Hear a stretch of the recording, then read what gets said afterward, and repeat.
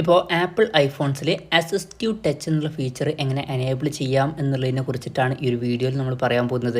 അതുപോലെ തന്നെ ഡിസേബിൾ ചെയ്യുന്നതിനെ പറ്റിയും പറയുന്നുണ്ട്.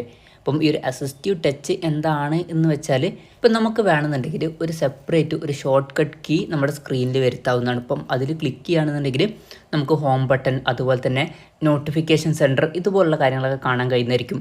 അപ്പോൾ സാധാരണ ഇവിടെ സ്വൈപ്പ് ചെയ്യുന്നതിന് പകരം നമുക്ക് ആ ഒരു ഹോം ബട്ടണിൽ ക്ലിക്ക് ചെയ്താൽ മതി. അപ്പം അത് എനേബിൾ ചെയ്യാൻ ചെയ്യേണ്ട കാര്യം എന്താ വെച്ചാൽ സെറ്റിങ്സ് സെലക്ട് ചെയ്യുക. സെറ്റിങ്സ് സെലക്ട് ചെയ്യുകയാണെന്നുണ്ടെങ്കിൽ അതിൽ നമുക്ക് ആക്സസിബിലിറ്റി എന്നുള്ള ഓപ്ഷൻ കാണാൻ പറ്റും, അതിൽ ക്ലിക്ക് ചെയ്യുക. അതിൽ ക്ലിക്ക് ചെയ്യുകയാണെന്നുണ്ടെങ്കിൽ നമുക്ക് ടച്ച് എന്നുള്ള ഓപ്ഷൻ കാണാൻ പറ്റും, അതിൽ ക്ലിക്ക് ചെയ്യുക. അതിൽ ക്ലിക്ക് ചെയ്യുകയാണെന്നുണ്ടെങ്കിൽ അസിസ്റ്റീവ് ടച്ച് എന്നുള്ള ഒരു ഓപ്ഷൻ കാണാൻ പറ്റും, അതിൽ ക്ലിക്ക് ചെയ്യുക. അതിൽ ക്ലിക്ക് ചെയ്യുകയാണെന്നുണ്ടെങ്കിൽ ഇവിടെ നമുക്ക് അസിസ്റ്റീവ് ടച്ച് എന്നുള്ള ഓപ്ഷൻ കാണാൻ പറ്റും, അത് ഓൺ ചെയ്യുക. ഓൺ ചെയ്യുകയാണെന്നുണ്ടെങ്കിൽ ഇതുപോലെ ഒരു ബട്ടൺ വരുന്നതായിരിക്കും.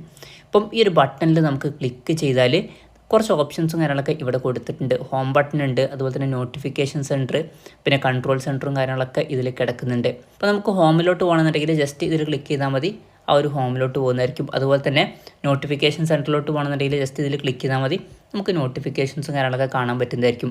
അപ്പോൾ നമുക്ക് ഈ ഒരു ബട്ടന് പകരം ഈ ഒരു ബട്ടൺ ഒരു ഷോർട്ട് കട്ടായിട്ട് ഫോണിൽ യൂസ് ചെയ്യാവുന്നതാണ്. ഇങ്ങനെ നമുക്ക് ഈ ഒരു അസിസ്റ്റീവ് ടച്ച് എന്നുള്ള ഫീച്ചർ എനേബിൾ ചെയ്യാം. ഇനി ഡിസേബിൾ ചെയ്യണമെന്നുണ്ടെങ്കിൽ വളരെ സിമ്പിളാണ്. നേരത്തെ പോലെ തന്നെ ടച്ച് എന്നുള്ള ഓപ്ഷൻ സെലക്ട് ചെയ്യുക, അതിൽ അസിസ്റ്റീവ് ടച്ച് എന്നുള്ള ഓപ്ഷൻ സെലക്ട് ചെയ്യുക, അതിൽ ഈ ഒരു അസിസ്റ്റീവ് ടച്ച് എന്നുള്ളത് ഓഫാക്കി വെക്കുക. അപ്പം ആ ഒരു ഷോർട്ട് കട്ടും കാര്യങ്ങളൊക്കെ പോകുന്നതായിരിക്കും. അപ്പം ഇങ്ങനെ നമുക്ക് വളരെ സിമ്പിളായിട്ട് അസിസ്റ്റീവ് ടച്ച് എന്നുള്ള ഫീച്ചർ ഐഫോണിൽ എനേബിൾ ചെയ്യാവുന്നതാണ്.